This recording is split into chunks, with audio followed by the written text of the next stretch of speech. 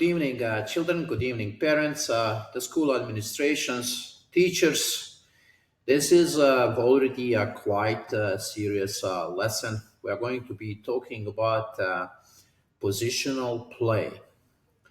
Now, those strategies are very important on advanced level of chess, and I am going to explain you the positions and the strategies and just the way to think in those positions is maybe the most important, right? If you can explain yourself what's happening on the chessboard, then it's going to be easier to understand how to proceed with the moves. Now let's first learn how to study the game, like how to look at any position, any game. The first thing that is important is you pay attention to the king. The king is always the most important piece in chess, in the beginning of the game, in the middle of the game, in the end of the game. So if you pay attention to the black king, you may notice that right now there is no danger around the black king. The white pieces are not attacking the black king. The knight on d4 is the closest to the black king, but still far away. Now, if you look at the white king, this white king, sure, at this moment, it seemed to me not to be in a dangerous position. But then, if you look at this knight on e4, you may see that there is some issues here around the white king. Now, the second, we are looking at the material. How many pieces black has and how many pieces white has. If we count the pieces, you don't have to count every piece like queen is 9 points and rook is 5 points. It takes time to do that, right? What you do, you just compare the pieces. Say black has a queen, white has a queen. Two black rooks against two white rooks. The bishop against bishop, knight against knight, right? And then we count the pawns 3, 4, 5, 6, 7, 8 against 8. Then we look at the pawns. We see that white has double pawns here. Now, we know the double pawns are not the best. Right now, you don't see right away the advantage of that, but that could be a problem for white later on. And then it is important to look at the center of the chessboard. When I see the center, I see something very, very important. The knight on e4 is on white color, and none of the white pieces can challenge this knight on e4. So that's very important. If you pay attention to the knight on d4 that white has, this knight can be attacked with a bishop. So we could move this way and attack that knight, right? Now, the other thing is if you pay attention to this bishop is quite mobile. It can move, but on the other side, the bishop on d2 is trapped by his own pawns because look at those pawns, they are in a dark color, right? So bishop cannot move here. And then we analyze the other chess pieces. Now, what I see here right away is that this rook on a8 can be opened. So if you move the pawn to a5, we will open the rook. Now, of course, doesn't matter what kind of strategy you play. You want all your pieces to be mobilized. You want all your pieces to play. And here, if we get this rook into the game, then black is going to have advantage, right? So now, when we analyze this, we can look for a move, right? Or a couple of moves ahead.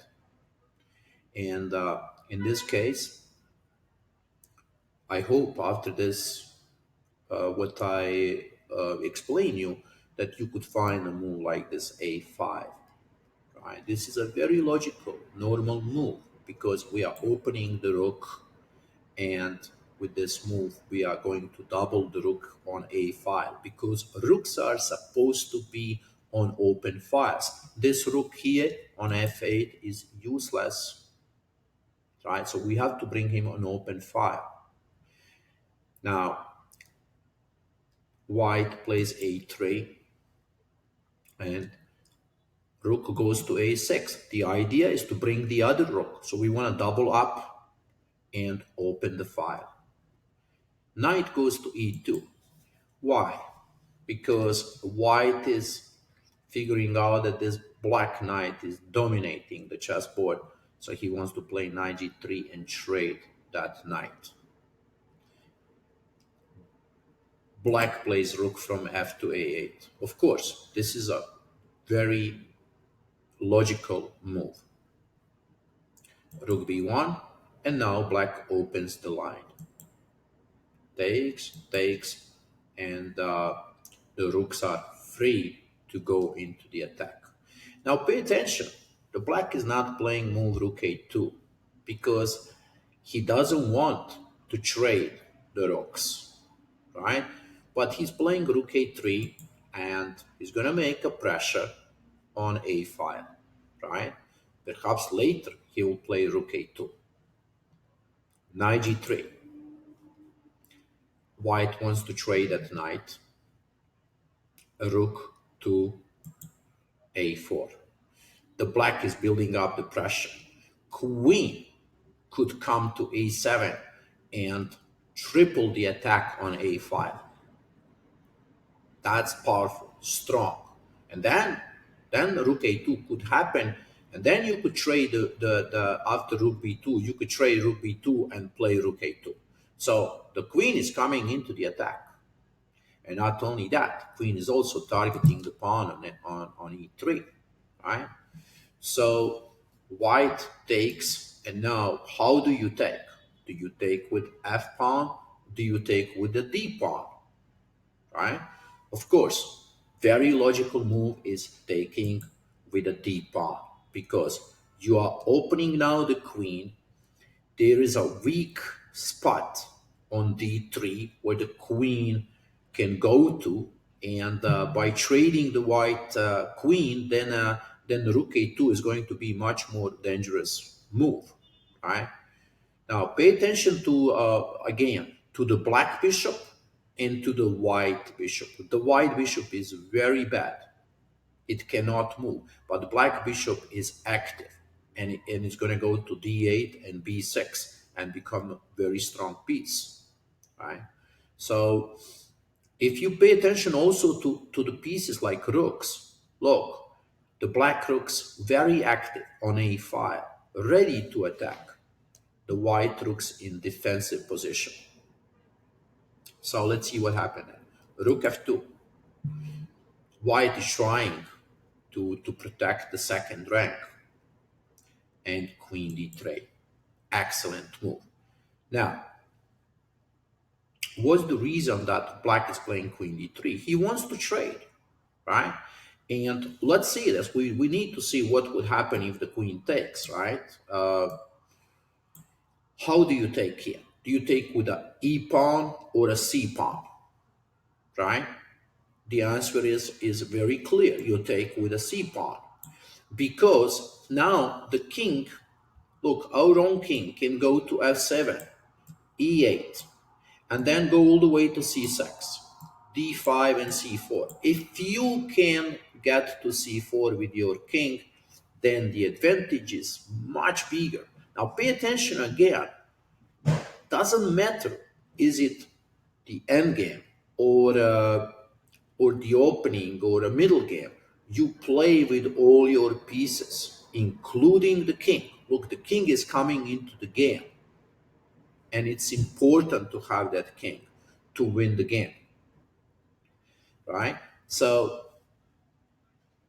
that's why white did not trade the queen, played queen c1, and then the black goes with the attack, rook a2. Now, Rook a2 is threatening to play rook c2, and then bring the other rook to the second rank, right? So rooks on the second rank or rooks on seventh rank are very powerful because they are threatening the king, because the king is on the last rank, right? So queen move to e1, and black follows with a plan. Look at the troubles on the white colors, right? The white colors. The black is positioning his pieces on white colors, right? Because the bishop is so bad on the dark color. And rook d1. Now, white is kind of trying to defend, but it's difficult to defend this kind of position. Nearly impossible. Rook a2. Pay attention to this pressure. g3. And now, again, bishop d8. Look, with all this pressure that black has, with all this power, with a queen, with the two rooks, still black decides to bring the bishop into the game, and he wants to go to b6 and attack the pawn. Because you need even more power if you want to win the game. Bishop c1, and now black plays a final combination. Usually when you have these kind of positions, you have so much pressure in the attack, you have to find the moves like this. You give your queen, right? You find the moves like rook f2, and now of course you don't want to take the rook right away, right? Because the queen would take your rook, but first you play check, right? And then you can take.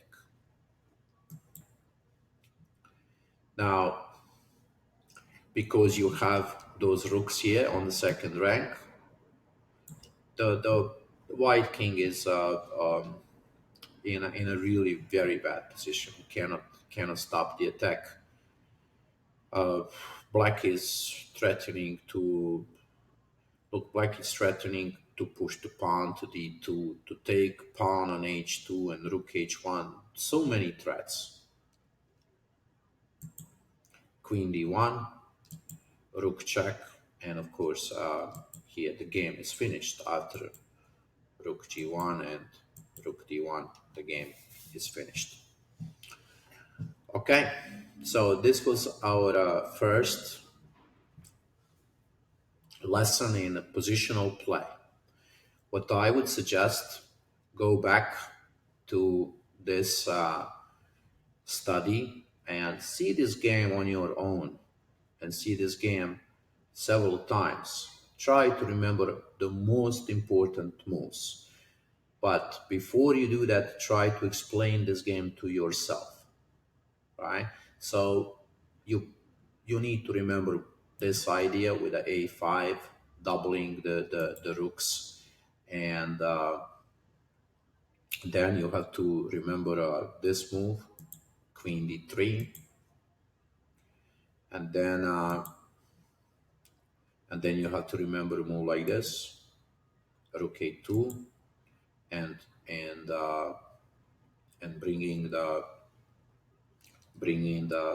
rooks on the second rank like this. Those are the ideas you have to remember, and of course even bishop d8, because you want to remember that you need to bring all your pieces into the game, right? And that's what you need to remember.